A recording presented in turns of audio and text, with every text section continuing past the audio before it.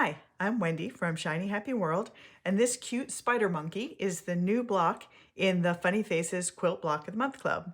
When I say the new block, the current block, it is June 1st, 2022, and this is new in the club today.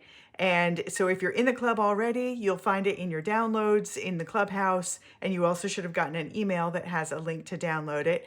And if you're not in the club and you join it anytime in the month of June 2022, this is the pattern that you'll get instant access to.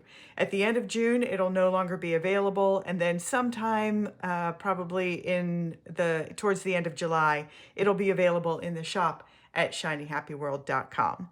But right now, I'm going to show you how to make it. At the end of the video, I'll come back and I'll show you some different color options for him as well. Here's how to make him. Okay, here's how we layer this spider monkey up using a light box to help position all of the pieces. So I've got my light box here. Peel this back for a second so you can see. I've got it turned on and I've turned up the brightness as much as I can turn it up. I've got my placement guide and I've got it covered all with a silicone mat. And I've got all of my pieces all cut out and ready to go. One thing I do want to point out, you're going to see some chalk lines on the pieces. That's because I have used these same pieces for a tutorial showing how to assemble the layers without using a light box. And for that, you need to transfer all of the dotted lines from the back of the pattern onto the front. But we don't need to do that with a light box, so just ignore those lines in this video. So we are going to start with piece number 1, which is one of the ears. We'll just peel off the paper backing and put that into place. And then we've got the second ear. And that goes over here. And now number 3 is his shoulders.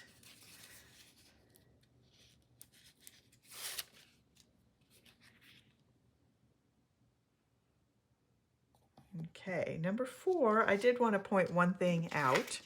So normally the pieces, this is what all the pieces looked like on the pattern paper before I fused them to the fabric. And most of my pieces are just a shape with a solid outline and some dotted lines on the inside of it that show you placement. In this case, there is a piece that sits completely over another piece, and it's a large enough piece that I wanted to cut away some of the interior. So I've got a second solid line inside that piece. So I'm going to cut this piece out around the outside edge, but also cut away a hole out of the inside edge. So that's what this piece looks like after I cut it. So that's the face. And really, I'm just minimizing the amount of fusible that's building up in the layers here. So peel that backing off and then position this where it goes. And try and do it without moving the ears out of the way. There we go.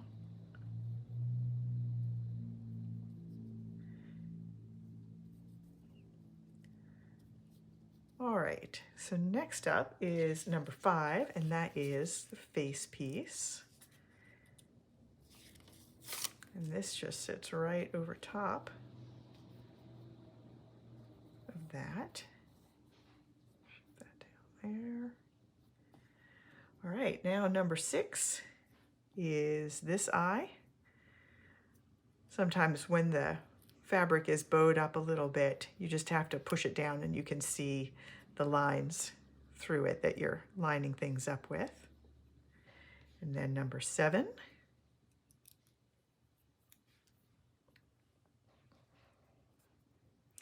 And 8 and 9 are these tiny little nostrils, which if you are not interested in appliquing and outlining these pieces, which you can do, it's totally doable. But if you don't feel like doing that, you can absolutely use an alternative. I have a blog post in the pattern. I'll have a link to it with other options for the small eyes. And one of those, what would probably work best for these if you wanted to do it, is fabric paint. So there's a post that has a review of my favorite fabric paint for that purpose. And that would work really well for the nose there. It also would work for the eyes and the mouth. And then number 10 is this little wide open mouth. Now, number 11 is his tail, but I'm actually not going to peel that off and fuse it down because it's not connected to anything else.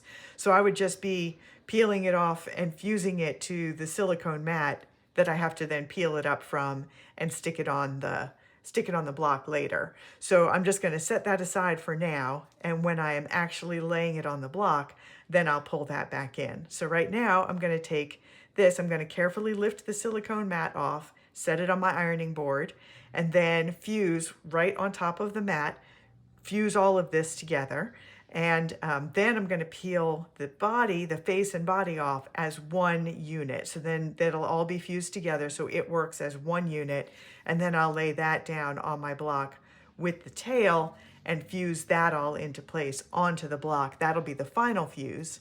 Then I'll take it over and outline it on my sewing machine and bring it back here, and then I'll show you the finished block, and then I'll also show you a few different color options for this guy.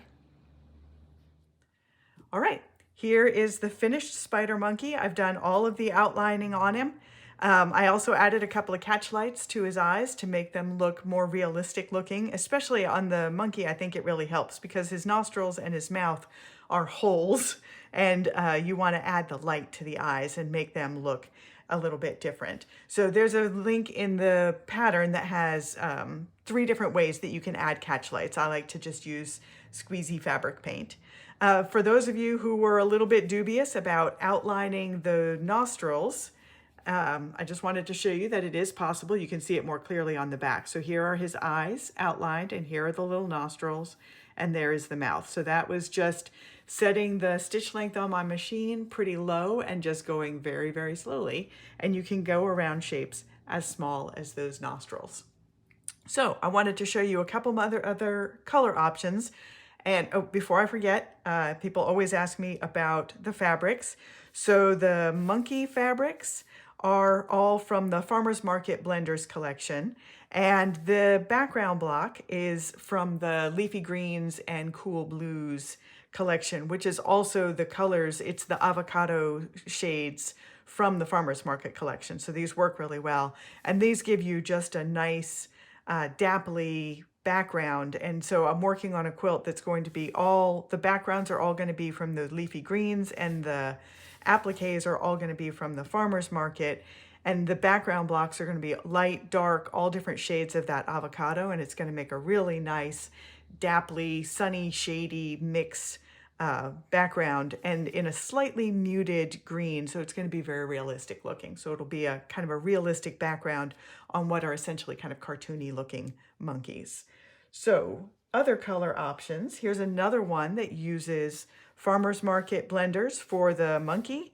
And then on this one, the background block, this is one of the gray blocks from the Animal Kingdom printed quilt blocks. So I've got these blocks are pre-printed with your quilting lines on them, and they're in color palettes that really go together. This one is one of the grays from the Animal Kingdom color palette.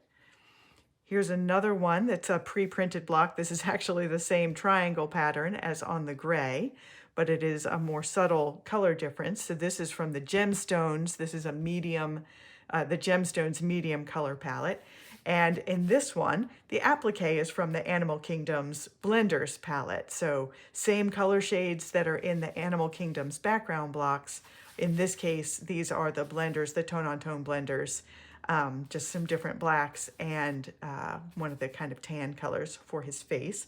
The spider monkeys, usually the face is lighter than the rest of the body. And so even when I went with very fantastic colored monkeys, that's what I did. I kept the face lighter than the rest of the body. And here's the more realistic looking one.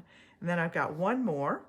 So this one, the background is from the Gemstone Blenders, or I'm sorry, the Gemstone quilt blocks. Again, this one is the lights collection. The palettes are all available. There's a Gemstone medium, Gemstone dark, and a Gemstone light. This is from the Gemstone light palette. And this monkey is also from the Gemstones Blenders, but it is the dark and light purple. And again, I went with the lighter face and the darker body to give it that kind of realistic look, even when the colors are completely not realistic. It makes a big difference in how those go together. So that's how you make the spider monkey. Again, that's the current pattern in the Funny Faces Quilt Block of the Month Club, current being June 2022. I'm Wendy Gratz from Shiny Happy World, and I'll see you next time.